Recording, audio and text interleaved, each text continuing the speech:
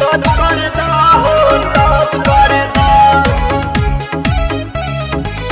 Touch कर दा हो टच कर दा mix by Ritesh Singh.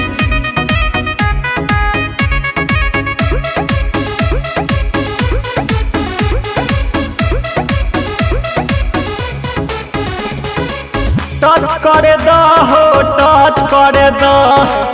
Touch कर दा हो टच कर दा चढ़ल जवानी के रिसर्च कर दा हो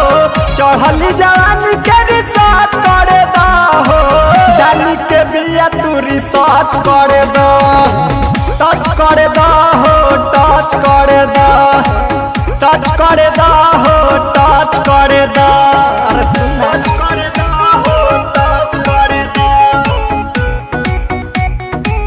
टच कर दा हो टच कर दा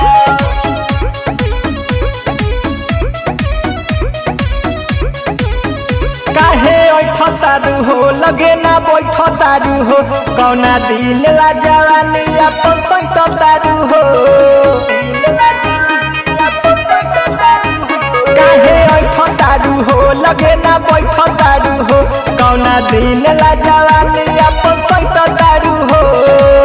सोचल बात हमर सच करे दा हो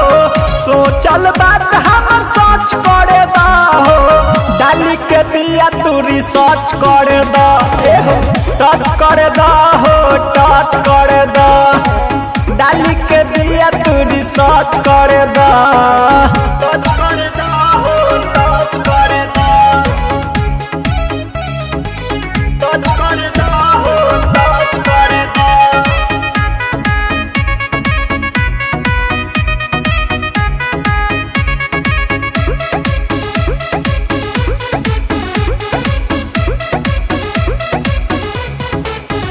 मन लाग जाई हो दुख भाग जाई हो दे दरमन के जवानी न त जाग जाई हो कि मन लाग जाई हो दुख भाग जाई हो दे राजीव के जवानी न त जाग जाई हो देखी सतरुधन कच्चा कच करे दा हो देखी सतरुधन कच्चा कच करे दा हो